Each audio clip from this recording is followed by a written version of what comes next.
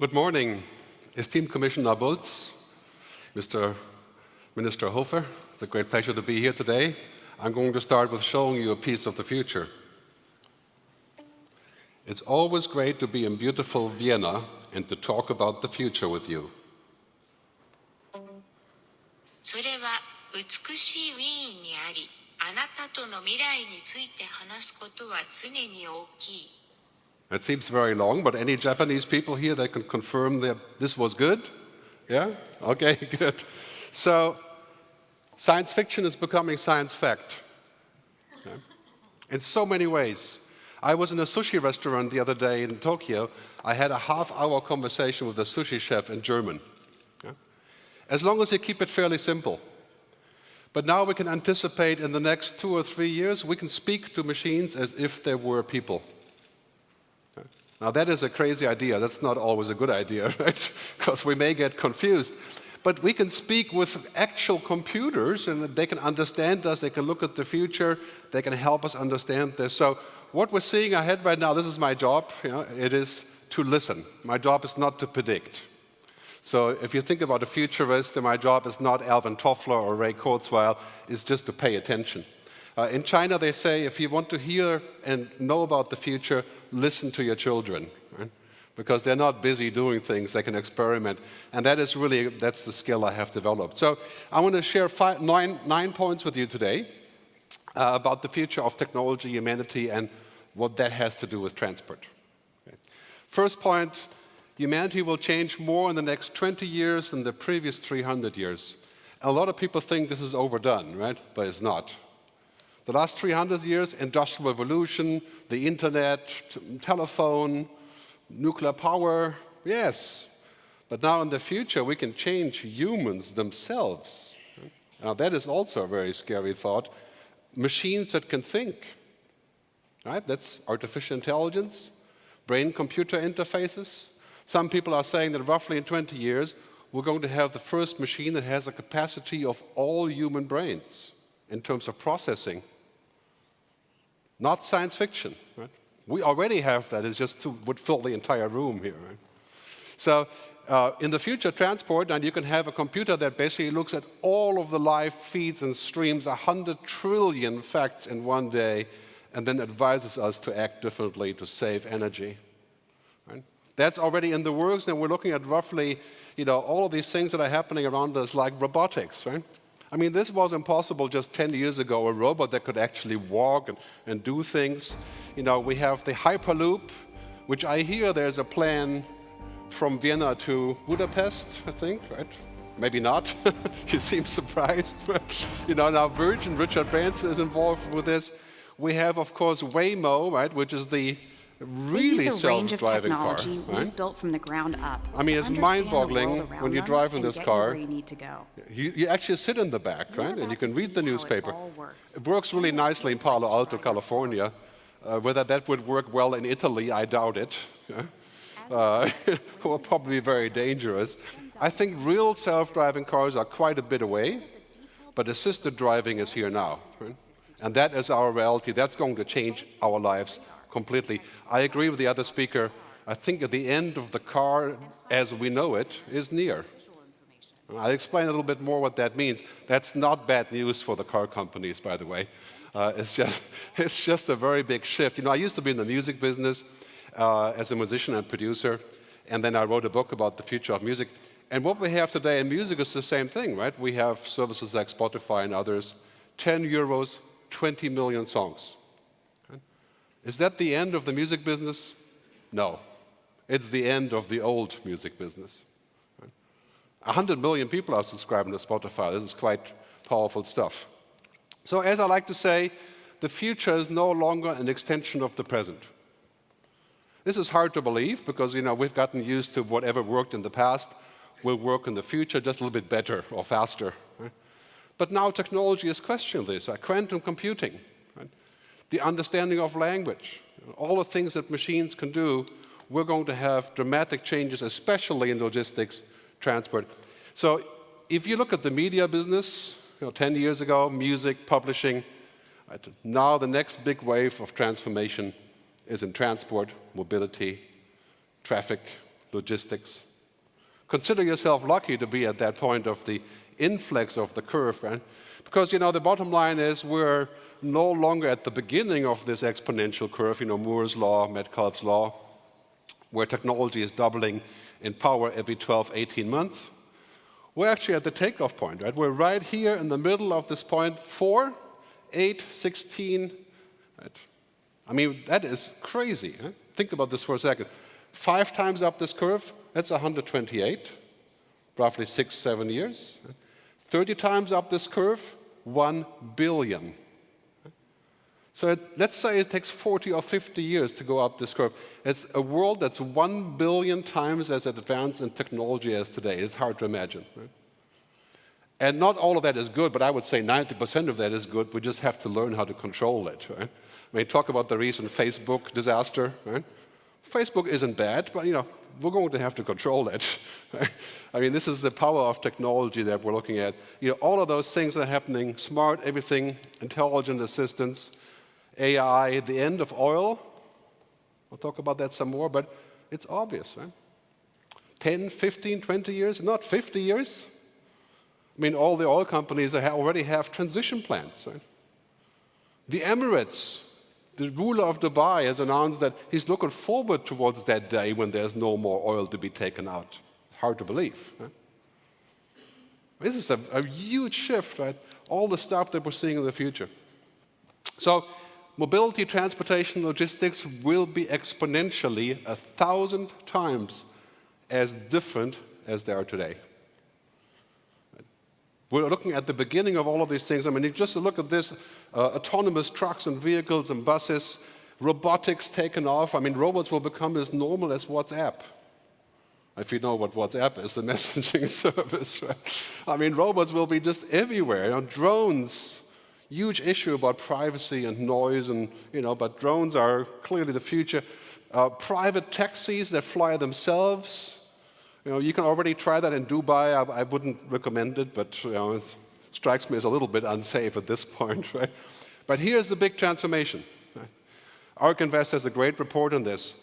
2 big things: from gas power to electric, from human-driven to autonomous.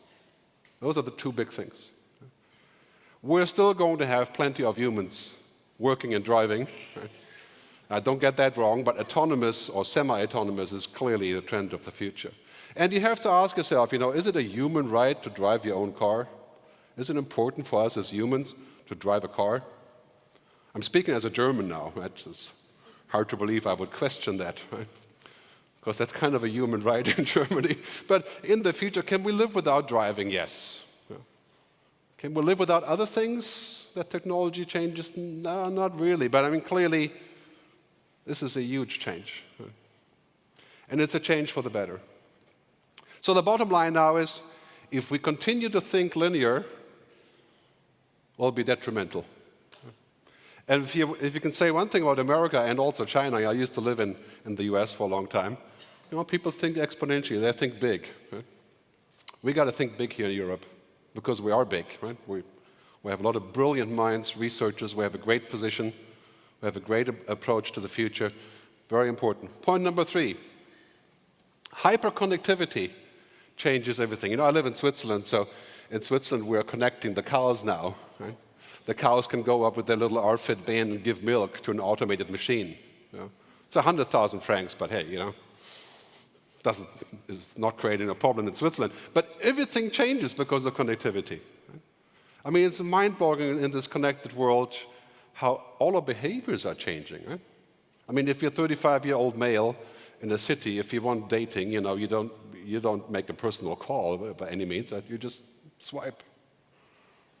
Not that you would know, or me, but okay. So what's the future? Autonomous, on-demand, sustainable, intelligent, fluid.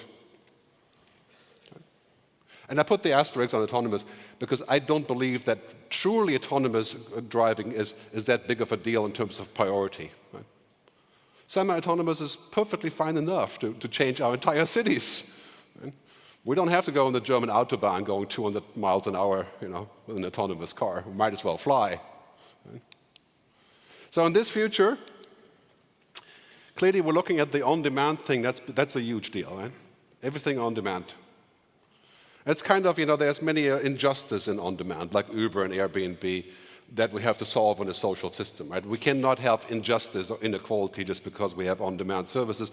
In Sydney, they have a great program for creating a huge on-demand economy of combinations of self-driving vehicles, connecting with the public transport. There's a whole series, it's called Sydney 2046, New South Wales Wales. It's really a great story about how we can tackle this. So we're moving into a new ecosystem.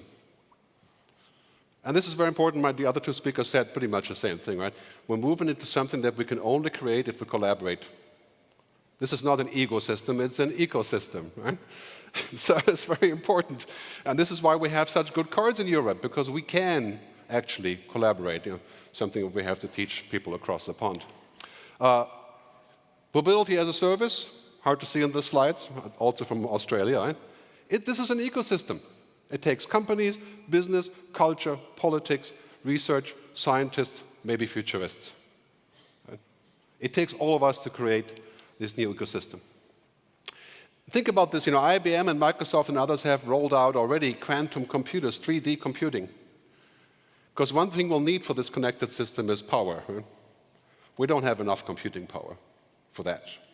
I mean, imagine the entire country of Austria connected on a live interface like social media, sentiment, that sort of thing.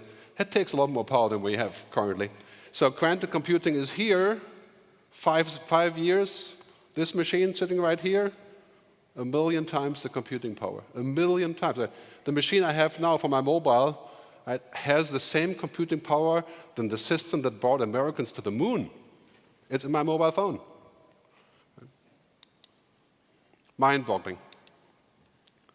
So these ecosystems, McKinsey says, research showing is that ecosystems will replace traditional industries.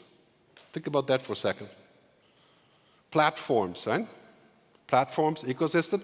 That's what the car companies, BMW, Audi, Mercedes, looking at this and saying, oh God, if we don't become a platform and an ecosystem, we're toast. This is not about individual things. This is about creating large, powerful platforms that collaborate.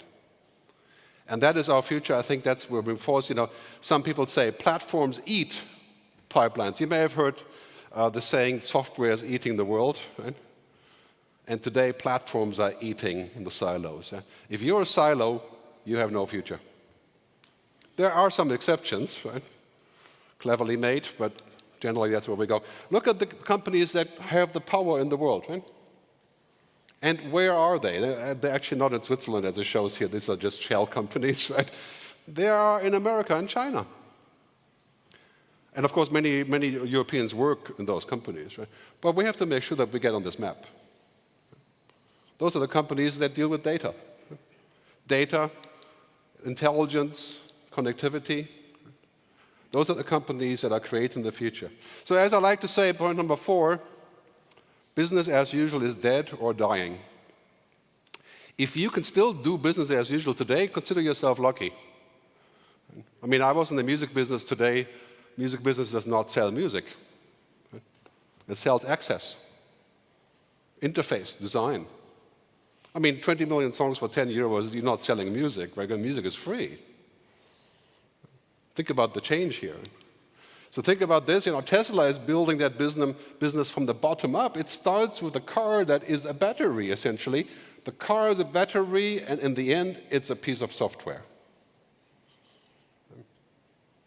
And that's why that car, those kind of cars will be around. Looking at the numbers here, mind-boggling transformation. The newest numbers, also from McKinsey again, is about $60 trillion in transformative new money that's coming in. Changing markets a very large way. Forrester says, in 2021 we have a disruptive wave, right? The peak of that disruptive wave, the biggest impact is transportation, logistics, customer service, right? So consider yourself lucky you're in this wave right on the very top. That's a huge opportunity that we should not mess up. As the Commissioner mentioned before, this is really, we're poised for this transformation. We can achieve it here. We can do what Spotify does so well, which is those things. Smart, fluid, open, seamless, scalable, real-time. on-demand transportation. And I think we have so many good initiatives here already, but let's take another look at how we can achieve that together in what I call the mega shifts. In my book, Technology versus Humanity, this is chapter 3.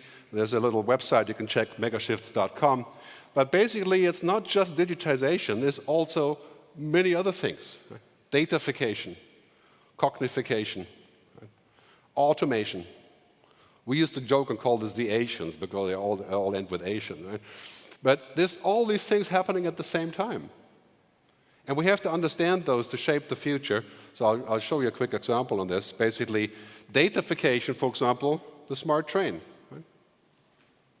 The cognified development system, the Internet of Things, smart cities. I mean, this is a fantastic opportunity. We have a huge amount of research and things. Automation, autonomy, self-driving trucks, drones that fly cargo. Right? Yeah, a little bit science fiction, but not too far away. Right? And now we have disintermediation. This will not happen in Europe, I think, for obvious reasons, because we actually do have a government that tries to get stuff done. Right? But in the US or in Asia, many companies are saying, well, you know, private corporations could replace public transport. Now, that's one crazy idea, if you ask me. But still, looking at these contexts here, in many cities, Uber is replacing the taxi service. And here's a service called BlaBlaCar that you may know. You can travel across Europe by sharing a car. It has something like 10, 15 million users now. Very powerful. I promised I would talk about this. You know, I just sold my car. I live in Zurich, and my wife still has a car, but you know, we barely use it because, hey, we live in Switzerland. It works like clockwork, right? It's amazing. SBB, I love how their service. At the end of the car, as we know it, is near. Looking at these statistics, right? Self-owned vehicles, shared vehicles. And again, I'm saying it's the end of the car as we know it, not the end of the car, period. Okay, just in case you work for a car company, don't kill me afterwards. Right? So, I mean, this is clearly this is our chance to get the environment right?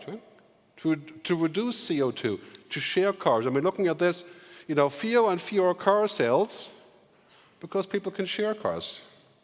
For a lot of kids, you know, my kids are in their 20s. For them, the future of the car is not to have one, right? But to have access to one on demand, to push a button. Wall Street Journal talks about the end of the car ownership. It's an interesting question. You know. That could be painful, you know, considering all of us still love cars, right? But, you know, technology enables abundance. That means we have plenty of everything. Plenty of music, plenty of films, plenty of transportation, plenty of banking very soon, digital banking, blockchain. And the same will be true for transportation. Point number 6. Data is the new oil, and artificial intelligence is the new electricity.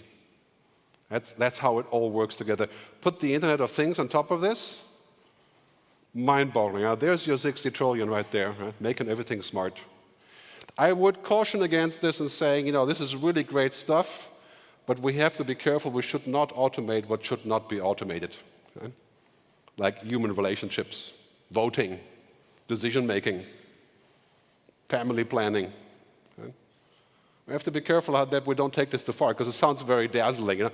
But a smart city could also be the most surveilled city in the world. We don't want George Orwell because we have a smart city. Right? This is where we need government. Yeah. Smart, but careful. I mean, the Internet of Things, some people are suggesting roughly 350 billion connected devices in less than 5 years. I mean, this is a dream come true for connectivity and for intelligence, right? But if you wanted to monitor people's behavior, you could also use that, right? So we have to be very careful about, you know, when we build this intelligence. Because as my colleague says, Kevin Kelly from Wired magazine, first we electrify, then we digitize, now we cognify. If you take one thing home from this today, cognification, right? Making things smart. I mean, if we achieve that, as soon as we are smart with systems, we can save energy. Right? We can supply better services. We can be more on demand, more fluid, more liquid. Right? Smart everything. It's a huge opportunity for us, And it's also a huge responsibility, because things that are smart can also be used, to look at us in different ways. Some people are now calling this the fifth industrial revolution. I mean, it's funny because many of my clients, I have a hard time explaining what the fourth industrial revolution is. But now we're already at the fifth, which is using all of these things plus artificial intelligence. Machines that can do thinking. This is Google's CEO talking about basically AI is the biggest innovation, artificial intelligence, künstliche Intelligenz, the biggest innovation that we'll ever see after the internet. So it's definitely not something to be afraid of, I don't think, but definitely something we should look at and say, well, how far do we want to go with this, right? Do we want that to have human ethics or feelings? Point number 7, in terms of work, the end of routine is inevitable. Right? Machines will learn every single routine there is because machines are no longer stupid. I mean, if you use Siri or Cortana or Amazon Echo, or, it kind of works, but it's pretty stupid, right? Give it 5 years, it'll be better than talking to a person. You can speak to them in 2 different languages at the same time. Right? Bookkeeping, financial controlling, advisory work, data filing, data parsing, all these things that we do, monkey work basically every day. All of us do some of that. Right?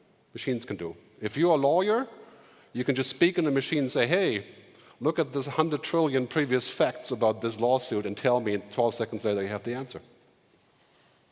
That could be terrible or it could be good, but it's not the end of work.